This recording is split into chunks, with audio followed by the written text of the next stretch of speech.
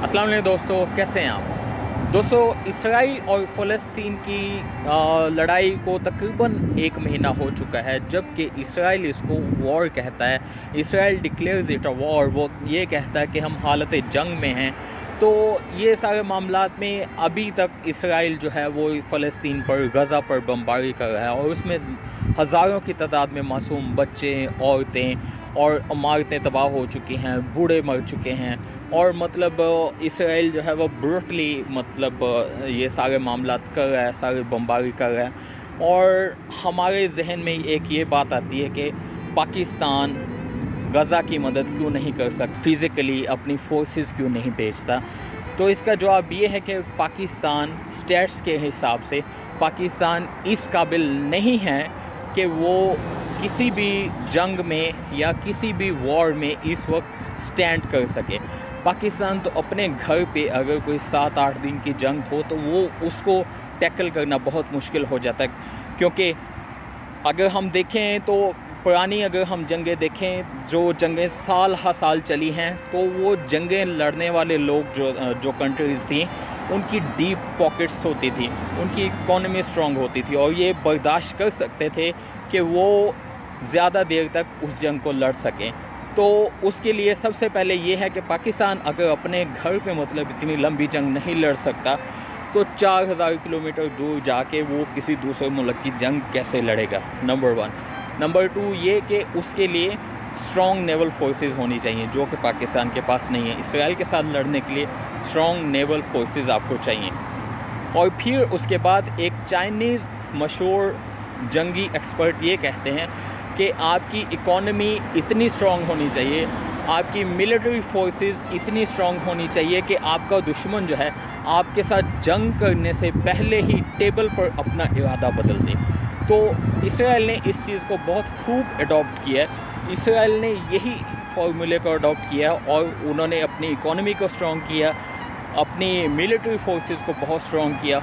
और इस वक्त अगर कोई भी किसी के साथ, इसराइल के साथ लड़ना चाहता है, या फिर कोई भी इस बारे में सोचता है, तो उसको बहुत अच्छे से, बहुत स्ट्रॉन्गली, डीपली उसको सोचना पड़ता है कि हम इसराइल के साथ जंग में जाएं या ना जाएं।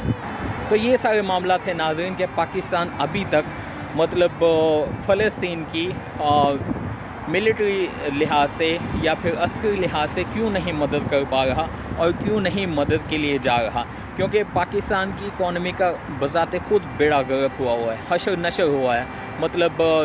पाकिस्तान के जो हालात हैं इस वक्त, पाकिस्तान अपने घर में कोई ऐसे मामलात नहीं कर सकता। तो फिर अगर वो गज़ा या फ़लस्तीन की वॉर में फ़िज़िकली जाते हैं तो हालात बहुत ज़्यादा ख़तरनाक हो जाएंगे पाकिस्तान की अपनी इकॉनमी के।